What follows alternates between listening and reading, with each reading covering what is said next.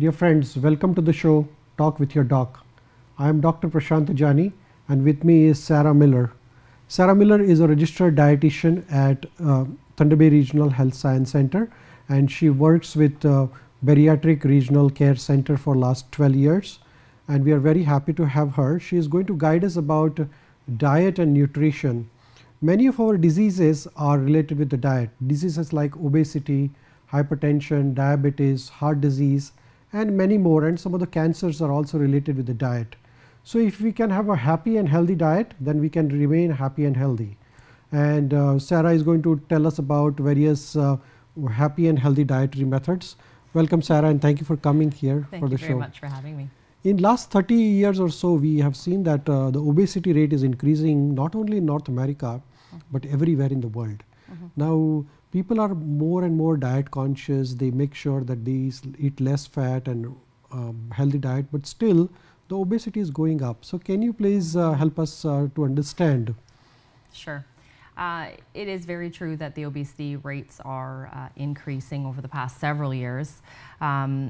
People are much more conscious of fat. If we think over the past even 20 to 30 years, the messaging that people were given at that time were to watch their dietary fat in what that they were eating, and people did get that message. They very much cut back on, almost too much cut back on the amount of fat. But what we've seen, interestingly, is that the patients or people's general intake of calories coming from sugar or refined carbohydrates has skyrocketed. For example, sweetened beverages are a really good example of things that people are consuming so much more of these days.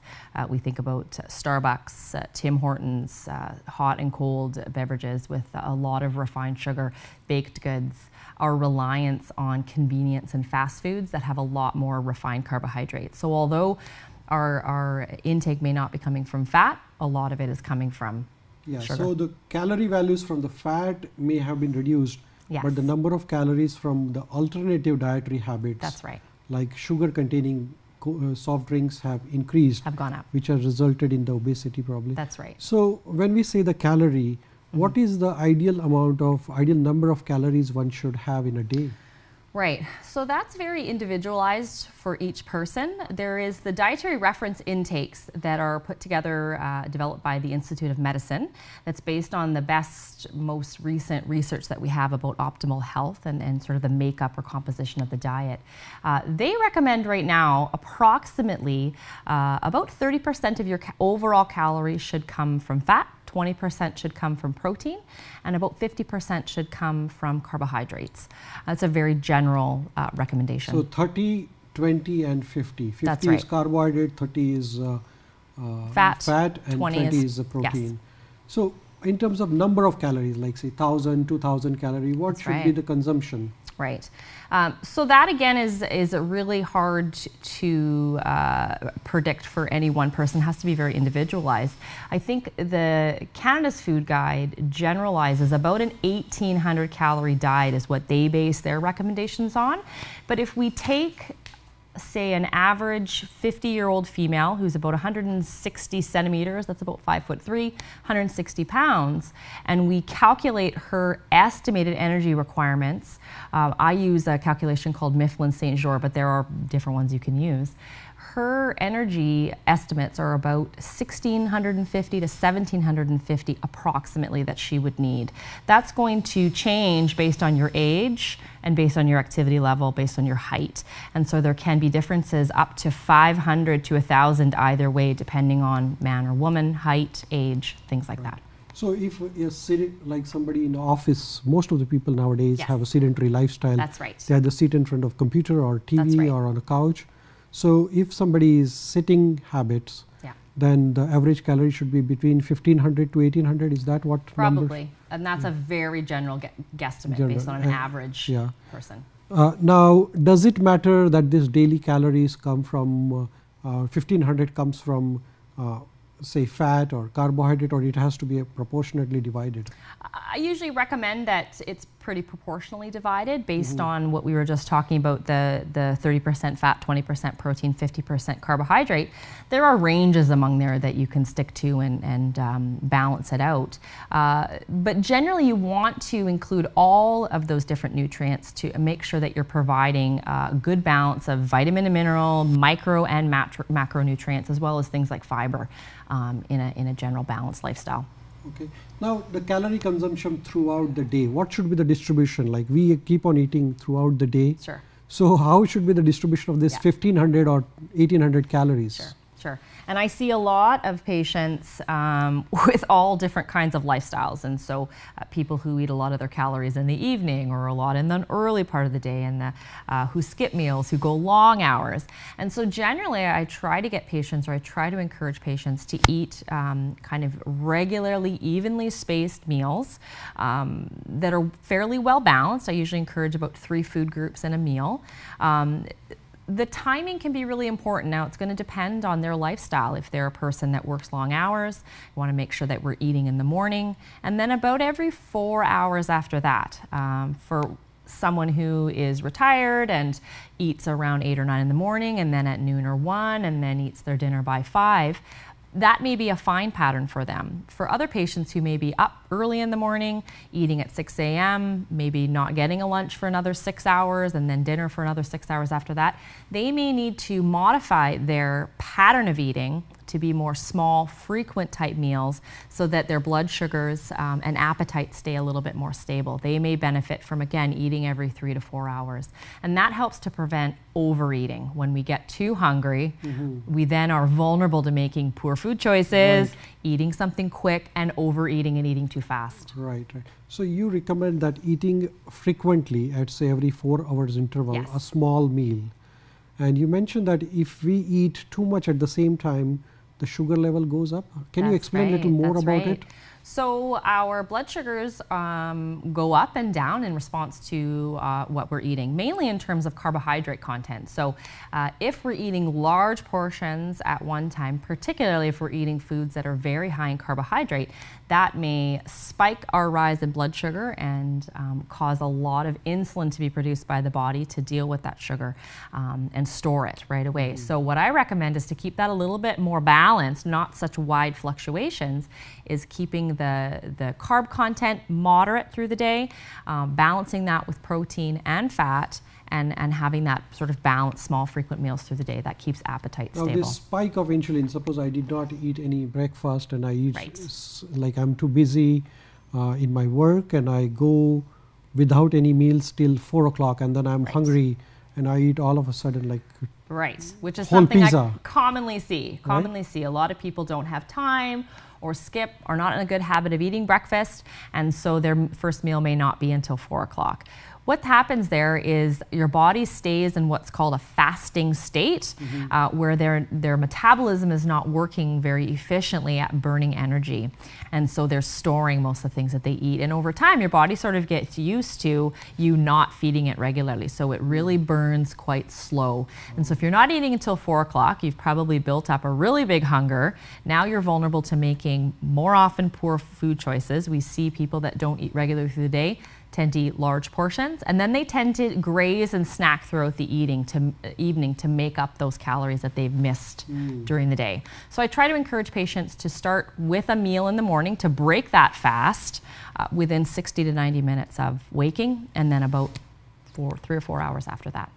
Thank you, Sarah. We'll take a short break and we'll come back and discuss again. All right. Thank you. Please stay back.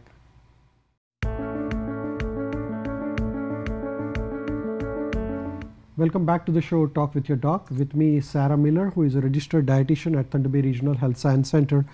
Sarah, you were mentioning about eating the food at frequent intervals, every 4 hours, a small amount of meal. So how many calories in the breakfast, how many calories in the lunch time? Should there be any particular distribution of the calories? So again, that's going to depend on a patient's or a person's individual overall calorie needs. Generally, for the average person, I usually counsel around 400 calories, 400 to 500 calories per meal. And that leaves a little leeway if patients want to snack between 100 or 200 calories per snack if they're using that. But I find a lot of patients are very resistant to actually counting calories. So sometimes what can help is using what I call, and I brought my little prop with me here, is a healthy plate concept. So if we think about a healthy plate, it's more of a portion-based idea where a quarter of your plate is a protein-based food, a quarter of your plate is a starch or a grain-based food, and then half your plate would be your vegetables or fruit. You may have a small amount of dairy food on the side, or dairy can sometimes be substituted as the protein.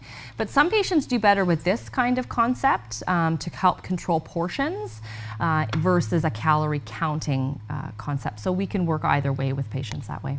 Now, they say that you should have a breakfast like an emperor, lunch like a king, and the dinner like a beggar. Sure. Can you explain that a little bit more? Sure. The theory with that is that, or the idea around that is that you're eating more of your calories during the active part of your day. And again, that's going to depend on the individual. But generally for patients who are getting out of the house and working and moving around during the day, most of their calories are being burned through the daytime hours or before our dinner. Whereas after 5 o'clock, we tend to be much more sedentary. We're watching TV, or we're using screens, or we're in our home not doing much for most people. And so the theory there is that you're burning off more of the calories if you're eating more earlier in the day. Right. Now, eating fast food in the restaurants, how does that affect the diet?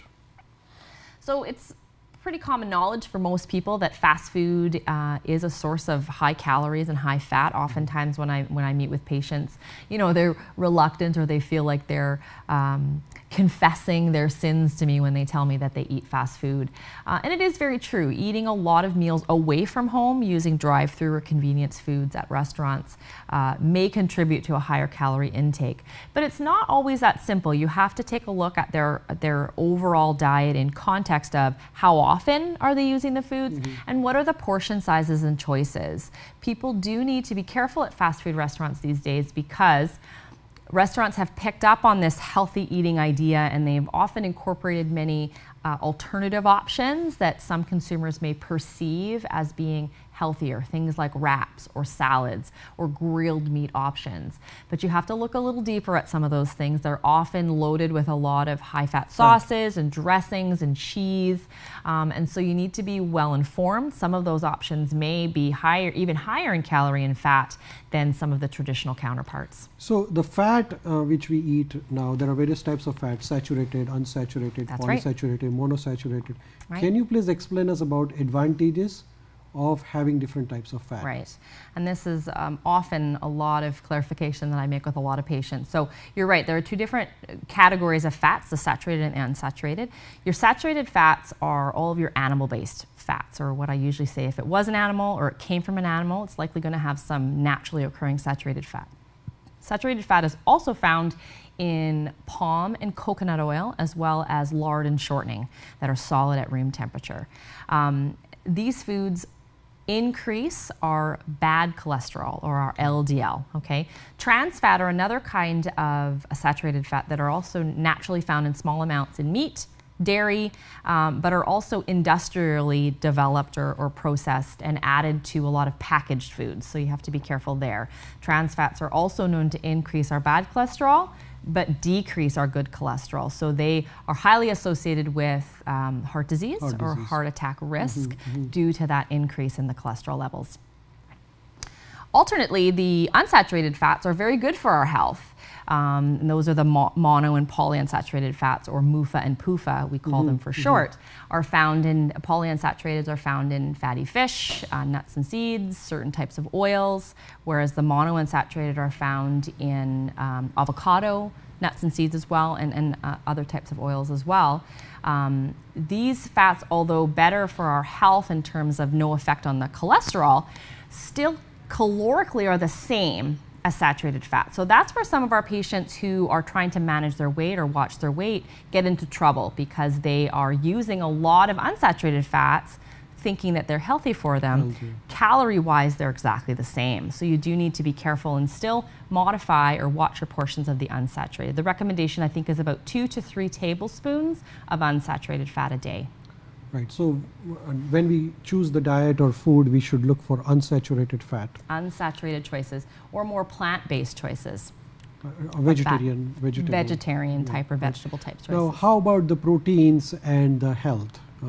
So obesity, there are various types of diets now, and one of the concept is high protein, low carb diet. Can you please explain about this diet concept? These are very popular right now. Everything from ketogenic, paleo, Atkins, these are common diets that I have patients who have lots of experience following. The research is very mixed, or the information is very mixed. It depends on who you ask, and it's quite controversial. But overall, research shows that no matter what the composition of the diet, it matters what the calorie intake is. Some of these high protein, low carbohydrate diets put you at risk of micronutrient deficiencies, as well as typically are associated with higher saturated fat intakes, because they do heavily encourage meat and fat intake as opposed to carbohydrate intake, where we see at 1 and 2 year studies that overall what mattered was the amount of calories people were taking, not the composition necessarily. So following a high protein, low carb diet may be beneficial, but it depended on what the calorie intake was for long-term weight loss, okay? But that's also different than health risk, okay? So high protein and low carb diet may lose the weight in the beginning stages. Right. But then the source of the protein is where it causes the harmful effects. That's right. What is the difference between say we get a lot of proteins from the lentils, vegetarians, yeah, and we get the proteins from the meat, red meat. Is that what makes the difference in the choice of proteins?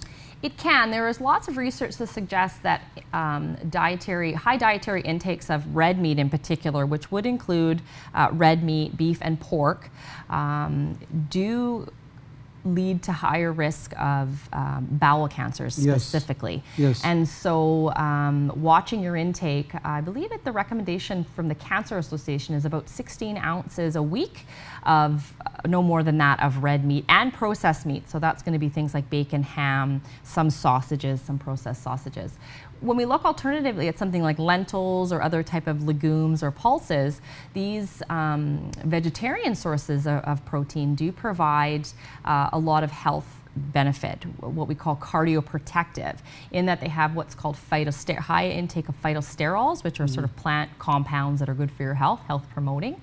But not only that, they're low in saturated fat, high in unsaturated fat, high in fiber, and tend to be lower in calories overall. Yes. So that can have, and naturally low in sodium as well. Yes. So that can have a cardioprotective effect and help manage weight. So even I encourage, having a meatless meal, replacing red meat 1 to 2 times a week with a vegetarian type meal that includes that for better health.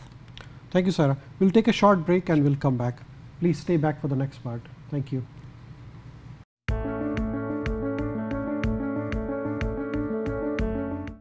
Back to the show, Talk with Your Doc. With me is Sarah Miller, and we are talking about diet and health.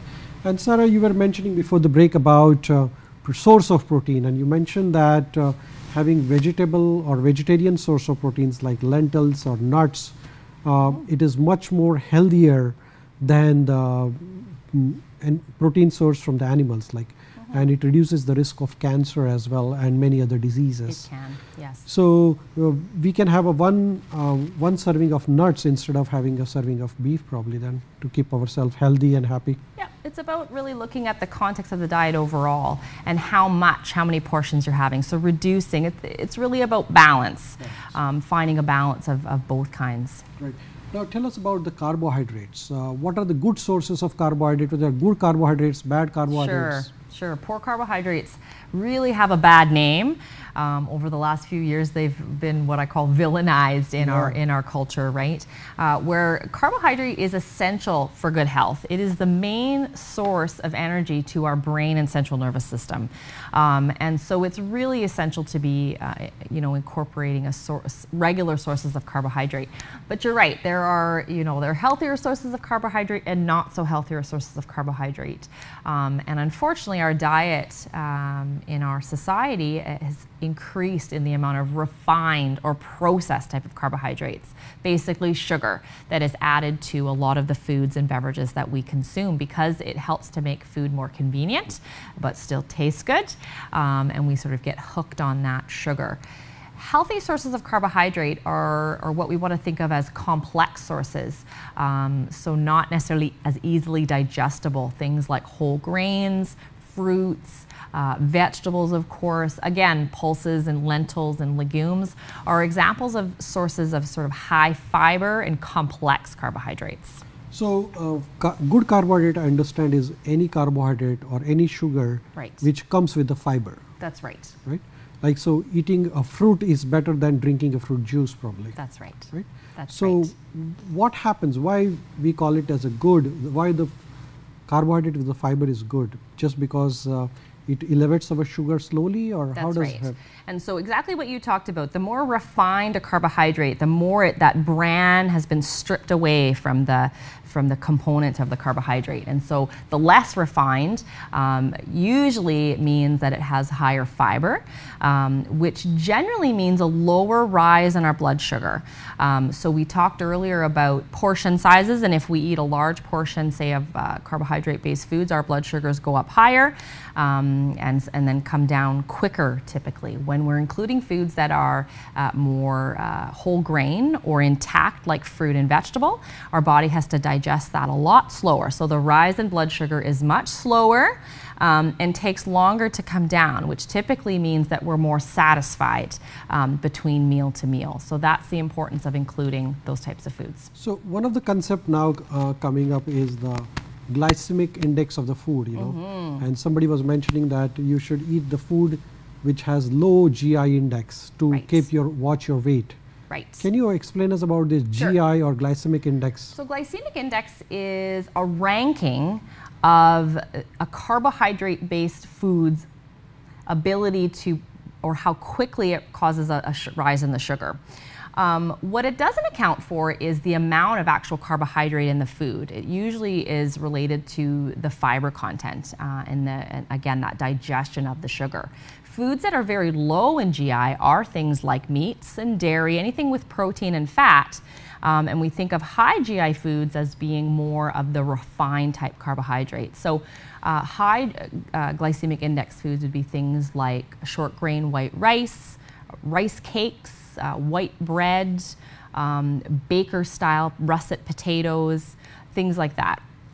Low GI foods, alternatives to those would be basmati rice or whole grain brown rice, whole grain crackers like Ryvitas or stone wheat thins, 100% whole grain breads or pumpernickel, those darker type of breads, are what we would see as lower GI index foods. Pulses and legumes are also examples of low GI. So when we go to buy, say, cereals, in the shelf at the shopping store, what should we be looking for? You should be looking for 100% whole grain, or it won't say 100%, but it'll say whole grain in the ingredient list. Cereals are a really good example because there's lots of cereals out there, but many cereals are very refined. Something as simple as Rice Krispies, even bran flakes, are considered to be a high GI food. Lower GI cereal alternatives would be things like bran buds, which have a source of psyllium or soluble fiber. Oat bran or oatmeal are alternatives to those higher GI type cereals. So they say hot cereals are better than the cold ones. Is right. That, so we should make fresh cereals. Exactly. Cooked oatmeal, cream of wheat, even those types of whole grain cereals are going to be lower GI index. So there is a new concept about nuts in the weight management. When I was young, I was told that not to eat nuts. But now people are saying that nuts are good for your health. Right. And they help you to reduce the weight. Can you explain us a little bit about it? So in terms of health, nuts also fall into that cardioprotective aspect that we were talking about with lentils because of the plant sterols. It's got naturally low in sodium, high in unsaturated type fat. It's also high in protein. So nuts can be very satisfying when used as a snack. What you need to be careful with nuts is that because they're high in dietary fat, and I talked about the similar calories in saturated and unsaturated fat, nuts are very high in calorie, and they also can be a food that we can tend to overeat. So the recommendation is not to exceed about 30 to 45 grams of nuts in a day, which is about 1 ounce to 1.5 ounces. I brought an example of that right here. So it's a very small amount of nuts. That's just fill the palm. Just filling the palm of my hand, where often we hear of a patient, eating that as a snack right out of the tin. Could be up to a cup or 2 of nuts or seeds. Another thing I hear a lot is sunflower seeds. People are consuming a large quantity or portion of sunflower seeds. That's very calorie rich and is not going to help you maintain your weight. So which are the good nuts, which are the bad nuts? Nuts are all generally the same in terms of their calorie content and their nutrient profile, if you will, in terms of the type of unsaturated fat. Some of the lower calorie nuts are things like peanuts and almonds, and some of the higher calorie nuts are things like walnuts and macadamia nuts. Not to say that you shouldn't enjoy those, but they are on the higher end. But just eat full of palm, not more. What's important is the portion size. Yes, portion size. So take-home message from today's discussion is that we should divide our meals, frequent meals, over the period of every 4 hours, and make sure that we watch carbohydrate calorie contents and the protein calorie contents and the fat calorie contents. Right. So you said protein is 20%, 30% is carbohydrate, and 50% is the fat. 50% carbohydrate, 20% protein, 30% fat. Right. Yes, for general recommendation of overall calories. Right. But portion sizes are really important. Yes, not to eat too much at the same time. Yes. Thank you, Sarah, for the show. Coming You're for the very show. welcome. Really appreciate Anytime. it. Thank you, everyone.